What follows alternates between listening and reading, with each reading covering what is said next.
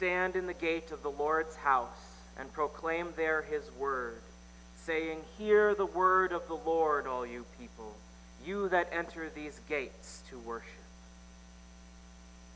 Our scripture for today comes from Genesis chapter 9, page 6 in those Bibles. We're going in real deep today, if you're interested in following along. But today's reading, 8 through 17, comes just at kind of the end of the flood story, where God makes an important promise. So we are going to read that and go from there.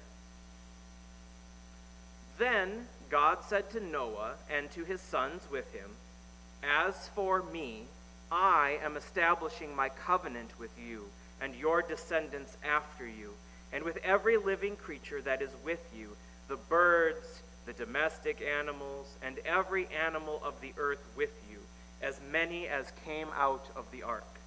I establish my covenant with you that never again shall all flesh be cut off by the waters of a flood, and never again shall there be a flood to destroy the earth. God said, This is the sign of the covenant that I make between me and you and every living creature that is with you for all future generations.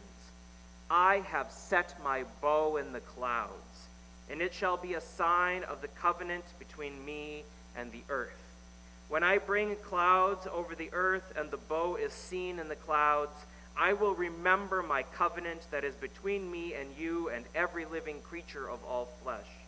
And the waters shall never again become a flood to destroy all flesh. When the bow is in the clouds, I will see it and remember the everlasting covenant between God and every living creature of all flesh that is on the earth. God said to Noah, This is the sign of the covenant that I have established between me and all flesh that is on the earth.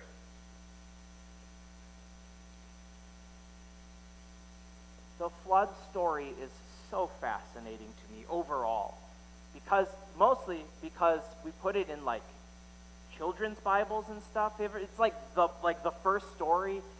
You have Adam and Eve, and then you have the flood. And it's like, oh, look at all the cute animals going to the boat. And they skip over the whole, oh, look at all the corpses floating on the water. You know, not the fun part. But the flood story is terrifying. But here we're kind of skipping to the end.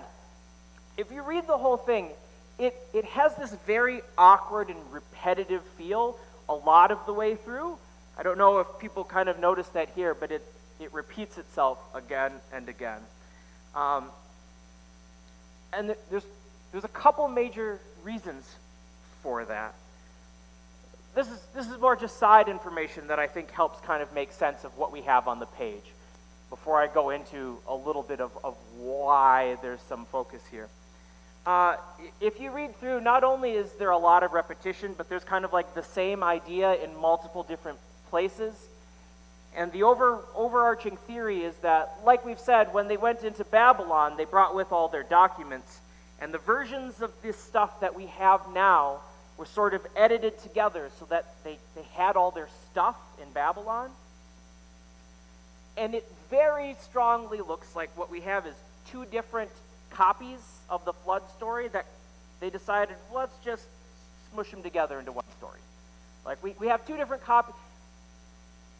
This comes from an oral culture. We're so far removed from an oral tradition culture that I don't think we often think about how differently we approach words. Because for oral cultures that still exist in the world today, those little changes, the putting things in a different order, the different word choice here and there, that doesn't matter. That doesn't even get noticed. Nobody cares. It's the same story. Once you put it on paper, it has a set sequence. And we, collectively, as a culture, and sort of kind of as an expansive world now, have put a lot of value on that specificity. They didn't care. They just didn't. So they had two versions of the text. They didn't want to lose anything. What did they do? Well, it's the same story. Let's just make sure we don't lose anything. And so you get a lot of weird, awkward repetition and back and forth in the story. more interestingly to me, I think, is the role this story plays in the Bible. Two different ways. First, how many of you are anxious, like sit up at night worrying about the whole world going underwater again, right? Like we have this lengthy chunk here. Don't worry, I promise, for real, covenant, pinky swear, whatever, I'm not going to flood you all out again. Like there seems, which it's fine to have a line in there, but the degree to which it gets repeated and harped on makes it feel like this is a real anxiety that people had that I at least don't experience. Also, why does God need a reminder to not flood us all out?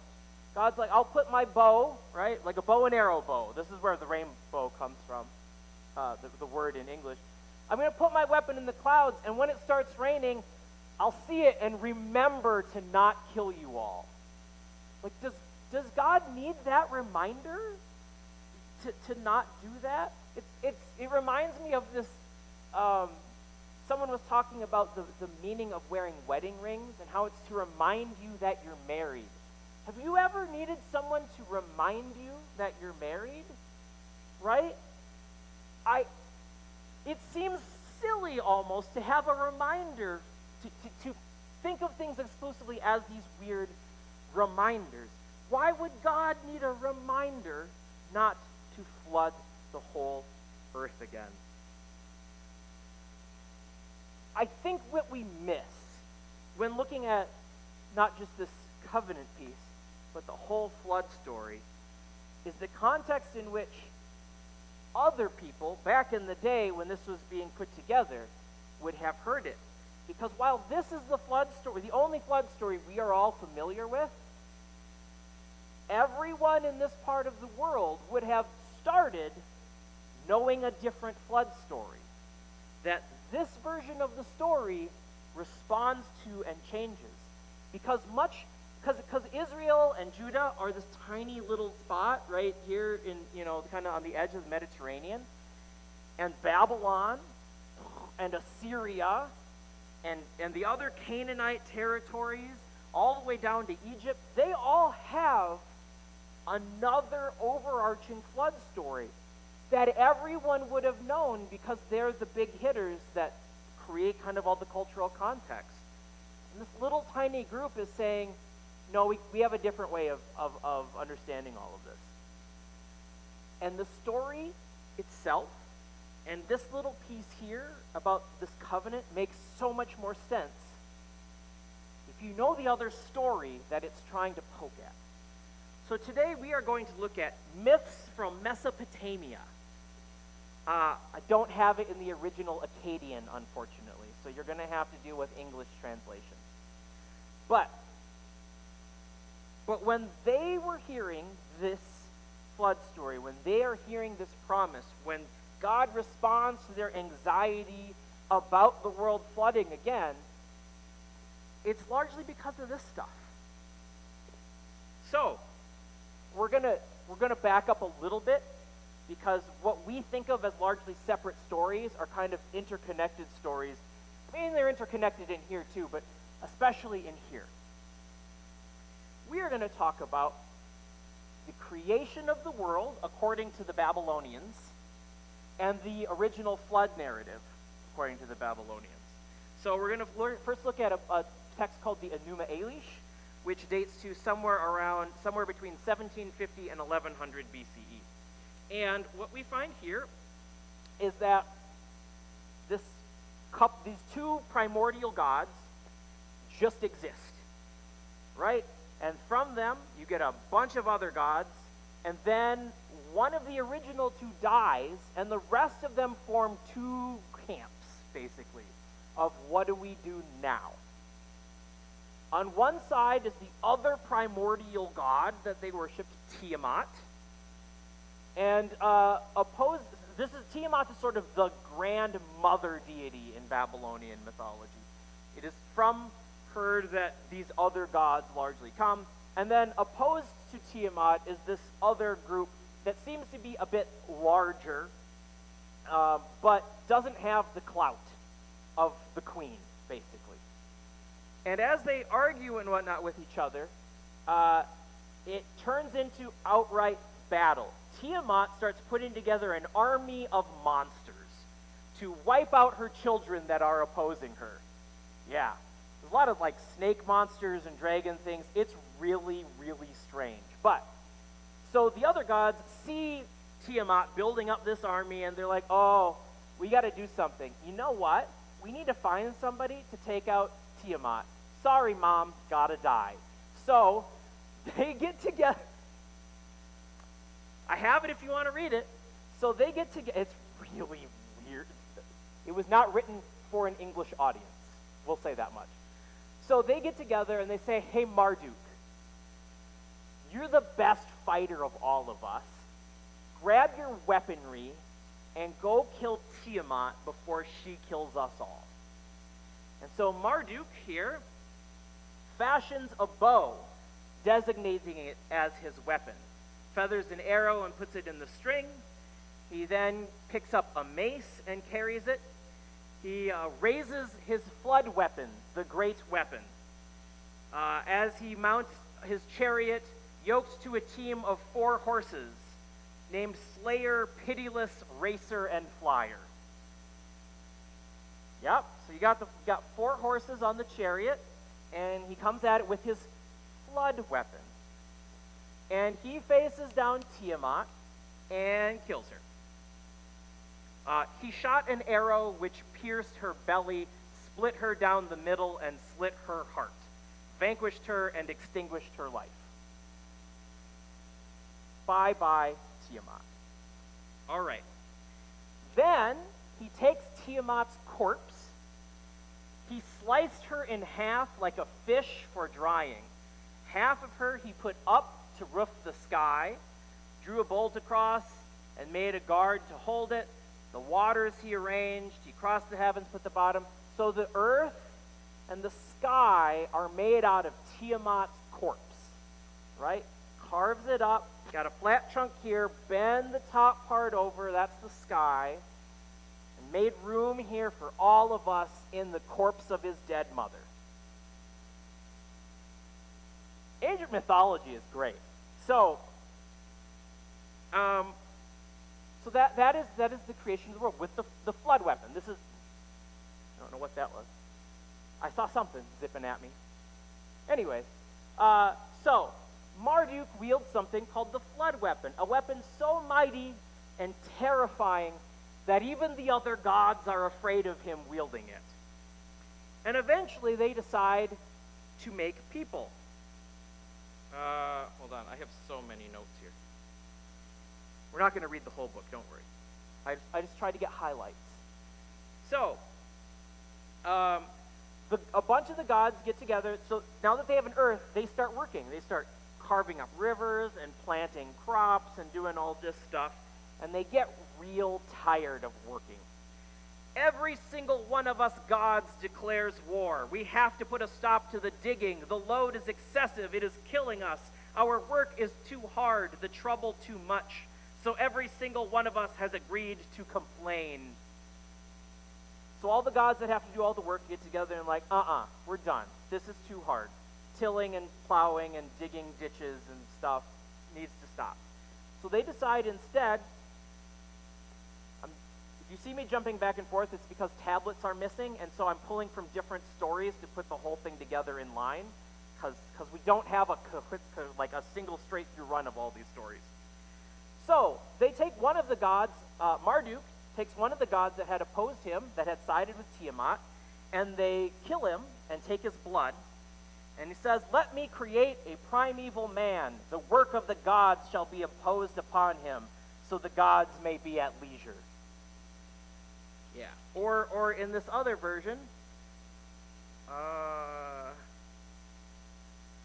let us create mortal man, so he may bear the yoke, so that he may bear the work. Let the man bear the load of the gods. So humans then are made from the blood of another murdered god to do the work of the gods so that they can rest because they're tired. All right, so that's humanity. Now we're getting to the flood. This is real shorthand. That's okay. There are connections, I promise. So, human beings are made, we start filling the earth, we do the work, right? We dig the canals and plant the crops and bring them to their temples so that they can eat without having to work because they're tired. And eventually, there get to be so many humans that the gods get together to Marduk and they're like, have you looked at the humans lately? They are so noisy. They won't shut up. I can't sleep. Can you please kill them so that we can get some sleep? And they're like, sure. A big plague should do the job. So they send down a big plague and they wipe out a huge portion of humanity and they're like, all right, they're a little quieter now. We can sleep. And then humans start human population starts growing again, and they come back and they say, hey, we got the same problem. They're so noisy we can't sleep again. All right, let's try starving them this time. So then there's a famine for years and years and years, and there's cannibalism and all kinds of fun stuff. But big famine, whole bunch of people die. The gods are like, okay, we can rest again. And then a third time, humans come back, and they're like, we got to stop this permanently. Like, none of these short-term solutions. Let's just flood them, right? We have Tiamat's corpse, remember, is just holding out the water. Their conception of the whole universe is that it's water. And the only thing holding the water out is this part of Tiamat's corpse that's nailed down at the corners to keep the water out. So like, hey, pick up the flood weapon, unhook this, flood the world, and get rid of them. That makes sense, right? We are noisy, aren't we? Humans are so noisy. So, they decide to wipe us all out in this big flood, and one of the gods, they have all made a covenant to this end of humanity. They're all done with us.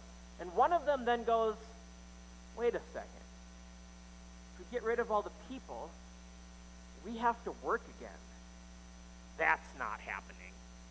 So they find one guy named Atrahasis, and the god says, hey, make it so your house can float. Wink, wink. So Atrahasis gets a bunch of carpenters together, and he expands his house, and they cover it in pitch so that it's waterproof, and he brings in his family and his animals and stuff like that. And then when Marduk pulls down that flood weapon again and woof, floods the whole world, Atrahasis' house, boop, floats up on top with him and his family in it. And as it's floating there on the waters, all the gods are like, we messed up again. Something went wrong. Somebody survived. How dare you? And then that just kind of drops. They don't ever actually resolve anything with that. But Atrahasis in his house sitting there waits for a few days for the water to kind of start settling, and he sends out a dove. And the dove comes back. It doesn't find any place to land. So a few days later, he sends out a raven, and the raven finds some place to land, so he knows the water is down. Which is funny to me because it's the inverse of Noah, right, who sends out a raven, and the raven can't find a place to perch, but then he sends out a dove, and it comes back with a branch. So it's the same birds, but just swapped. It's fun.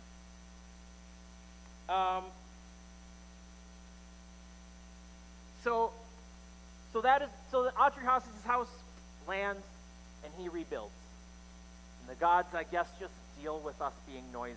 They do declare that more of us will die in childbirth. That's kind of the consequence of the flood. Like, okay, we don't want to deal with the flood didn't work, we still have humans, so we'll just make a whole bunch of their babies die from now on. The end. So, everyone in the Near East, in Mesopotamia, all of this, all the place that the Israelites live, this is the overarching dominant story. This is the story that everyone knows, that everyone's familiar with. That the vast majority of people outside of at least, certainly believe. And so they come back, and once again, how long they've had their two versions of the flood story and this narrative that they put together in Babylon, unknown. But they get to Babylon, right? Nebuchadnezzar wrecks Jerusalem, pulls them. They all have to learn the Babylonian language. And so how do the Hebrew scribes and priests and whatnot learn that? They make copies of these texts. This is how scribes in the ancient world were trained, was they take the tablets of their ancient stories and they're trained to make copies of them so that they can learn the letters and they can learn the words and they can learn the grammar and syntax. And so as these Jewish scribes and scholars and whatnot are all sitting there making copies going, oh, this story is bad. This is not the vision of God that we have. This is certainly not how we think the world is supposed to work. And out of Babylon they come with their now compiled Genesis. And what's the version of the story we have now? Well, God doesn't form the earth out of a corpse of his mother, right? God just speaks the world into being. And it's not a dead, rotting thing. It's good, right? Makes it good. And then God wants to make people, and God fashions them out of dirt, right? Which, by the way, they're made of clay in here before they take the blood of the dead. But instead of the blood of a dead god who opposed the main god, God just breathes into them. Look, this doesn't have to be violent. This doesn't have to be gruesome. God breathes into them. And God doesn't make them to be slaves, right, in Genesis? Because God's tired of digging and planting and stuff. No. God makes them to live in this beautiful world and enjoy it and to take care of it and to, in a certain sense, just be companions in the world for God. And then a little while later, God sees, oh, this didn't turn out the way I had hoped, right? But in their version, the flood is because, the gods are tired and they can't sleep because we're noisy, and they don't care about our existence, so let's just wipe them out. But no. God looks down at the world and says, they are doing terrible things to each other. They have to be miserable. I can't let that happen. He gets rid of a bunch. One of the gods doesn't want to go back to working, so he saves a person because how dare I have to work again? Look, Noah, you got your problems, but you're a really good guy, and if we're going to start over again, if we're going to keep this going, I want a world full of people kind of like you. So let's try that.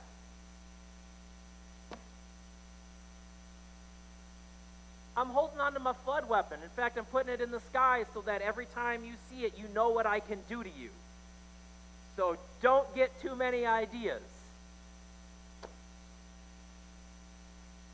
I'm going to hang up my bow so that whenever you see it, you know I'm never going to use it again. Because I never want to do that again. See the difference? Right? The point of a lot of this, of a lot of the way it's written, of a lot of these details that seem kind of weird or strange or not all that helpful even, are largely there because they're trying to counter this. Because what a horrific worldview it must be if your only hope as a human being is to be a good slave to the gods and hope they don't wipe you all out again. Can you imagine living that would be so bleak.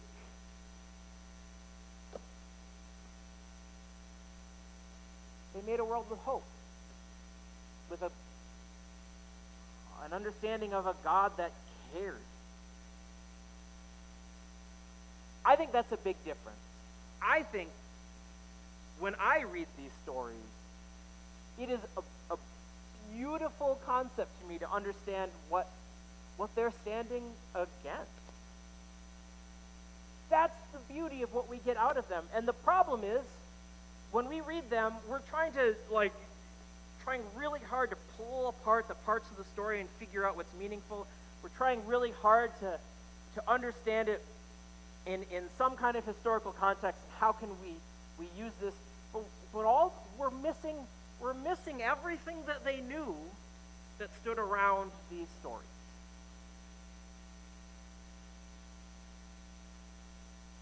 Imagine how much else we don't know. You know why we know any of this? Because one Assyrian king decided to make a library. And when the city was destroyed, the library in his palace collapsed and all the tablets were protected. And they dug them up. And so we have all these stories now because of these clay tablets that Ashurbanipal hid in his palace to make himself look good. It was not like let's make a library so everyone has access. No, this was, I'm the most important guy in the world. I'm going to have all the important stories in the world. And now we know the context of the world in which this was written. I think that's beautiful. I think that makes this, Rainbow, and everything else not only make more sense, but I can understand the value so much of the world that they're trying to create, and how we then are offered the opportunity to take stories, right, and carry that through to today. Think of all, you ever watch the news and realize what a bleak, terrible world it looks like sometimes? Anybody feel that way? I know so many people that have just given up on following what's going on in the world because it is just so terrifying at times that they don't want to look at it. And I don't blame them, because it is terrible. It's really dark out there. So what we are called to do then is find ways to shine a light in that darkness. To understand the world through a paradigm that isn't bleak and destructive and falling apart, but is instead caring and loving and considerate. We need to rewrite these stories. Not like this, rewrite the narratives of the world. That's what they did. That's what we're called to do. Rewrite the narratives of the world to create a world in which there is beauty and joy and hope and goodness and a future that isn't just death.